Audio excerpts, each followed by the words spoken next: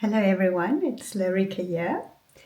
I am doing a video today about 2025 and the books that stayed with me. I'm not going to do about, I was thinking if I should do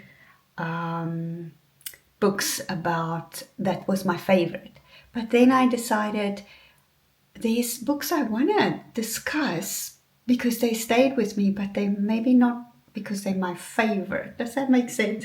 So I thought I'm just going to call it the books that stayed with me this last year that I read.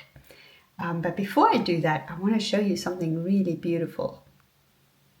Look at that. Isn't it stunning?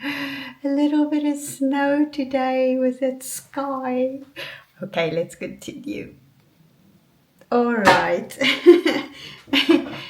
So, the first book I want to talk about, some of them are in my bookshelves and some are online, so I'm just gonna put the cover up in between. This one I got from the library and I read it fairly recently.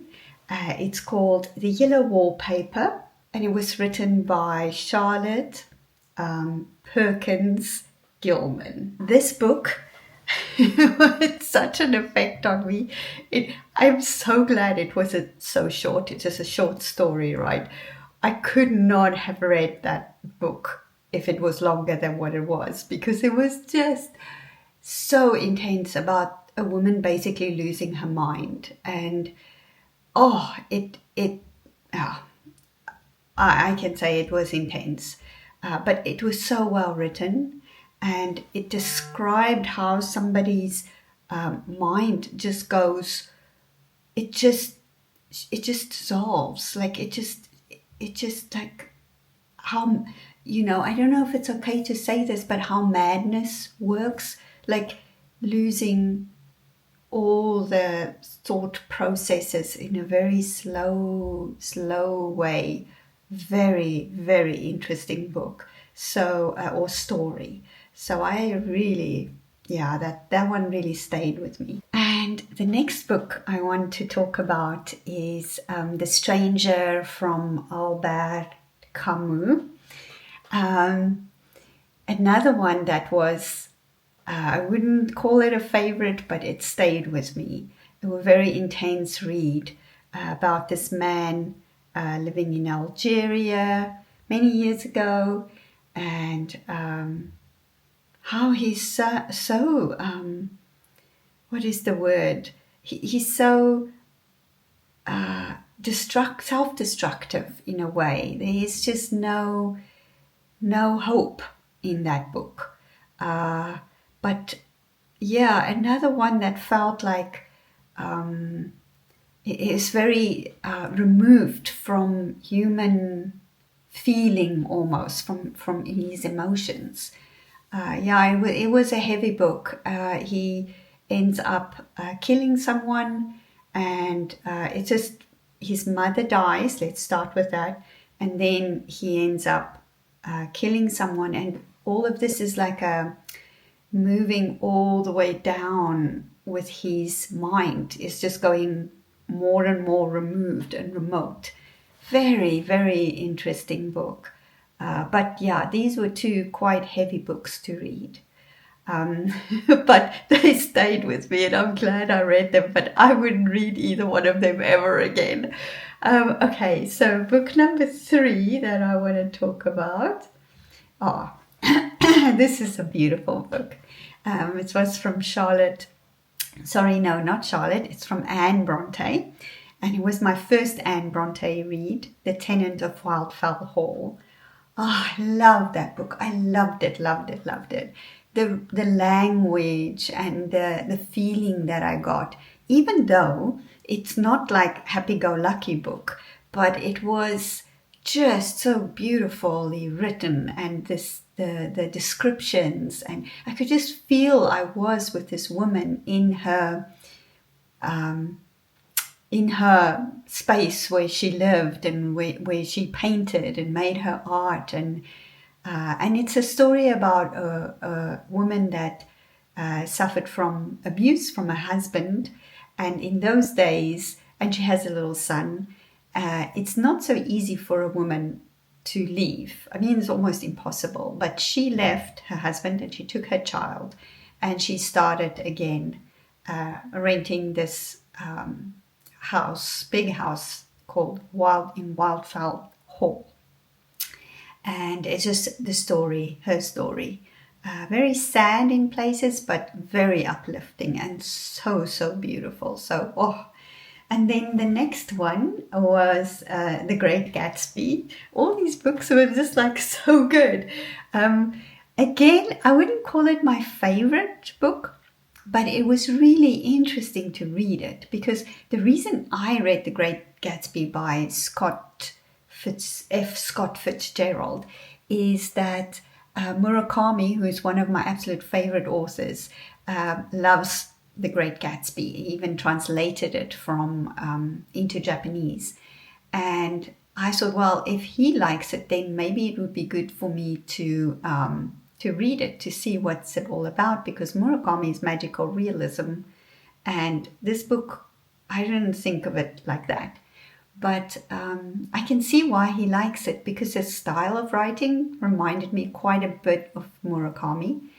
And the book is, people know it takes place during a time when it was the flappers and lots of parties in New York, a bit major decadence, and it was an interesting book. I think, again, it's that wanting to belong but being removed from others. There's some sort of theme with the reading I do that I just realized. I like books that have this removal almost from human connection in many ways. I don't know. That sounds really dark, but it's not. I'm very much for human connection. Maybe I'm just curious about it, but it's just like, I enjoyed it. It was a good book. It's not number one. I don't know if I'll read it again, but I'm glad I read it. Then the next one is Mary Shelley's Frankenstein. Yeah, I never read that book either, and I never watched any Frankenstein movie or anything. It's just part of the culture in our language about Frankenstein, right? And you think you know so much about the book. But the creature, oh my gosh, I felt so sad for that creature, because he tried so hard to be good and to be fit into human nature. And that in the end, because he was rejected by his creator, Victor Frankenstein, every time he tried to reach out to people, he was rejected.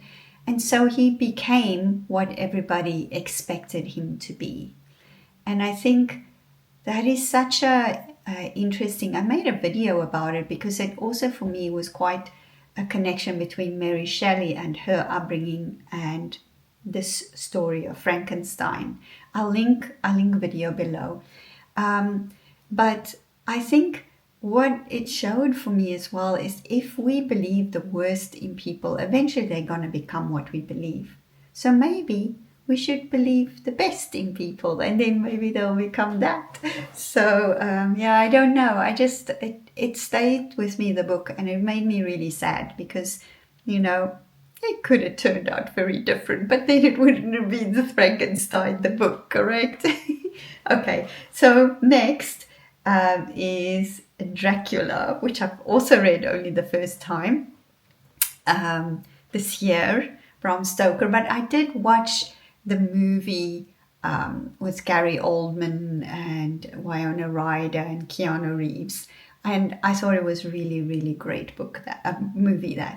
And so finally I read the book. I did a buddy read with Candy from The Great Literary Rabbit Hole, and it was really, really fantastic.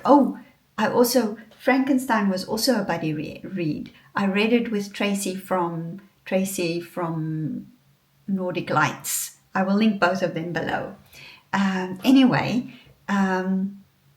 So yeah, the reason I liked Dracula is that it talked about, yes, the time, but it was so much about friendship and doing the right thing, and you know, the just the female characters, like what is her name? Oh man, how do I not know her name? Just hold on.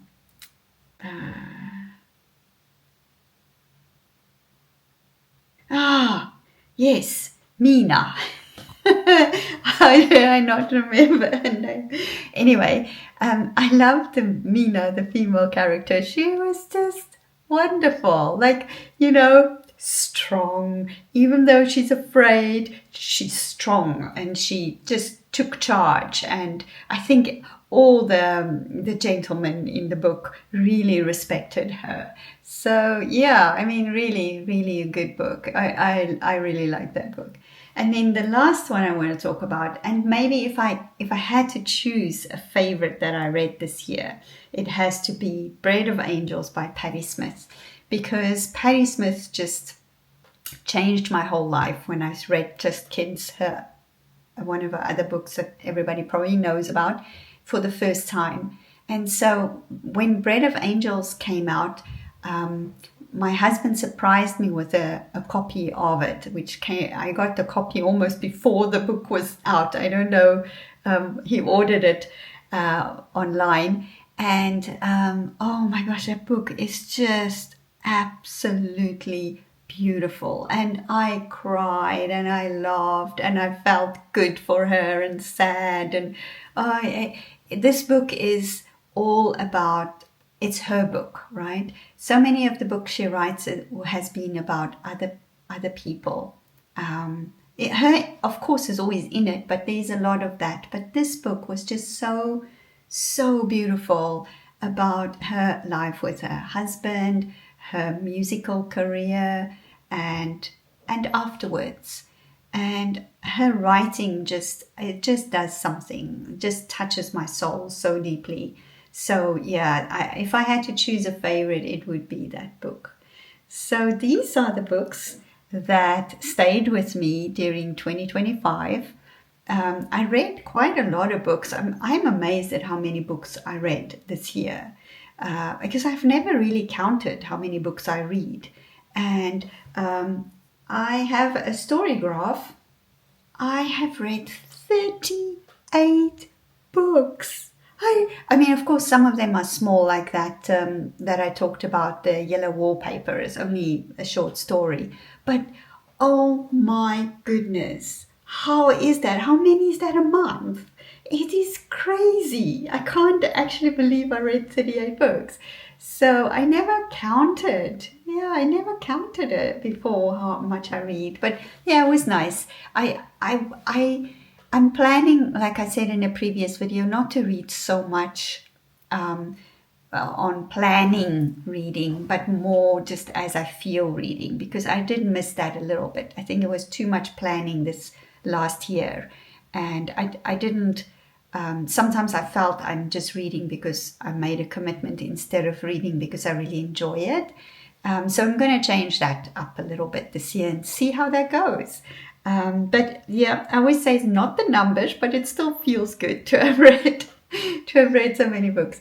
So yes, I hope that you enjoyed this video, and let me know if you've read any of these books and what you felt. And if you have a favorite book, maybe, or book that you really stayed with you during 2025 that you read, whether it was a favorite or just a book that stayed with you. So yeah, I wish you a beautiful day, and I will speak to you soon. Bye.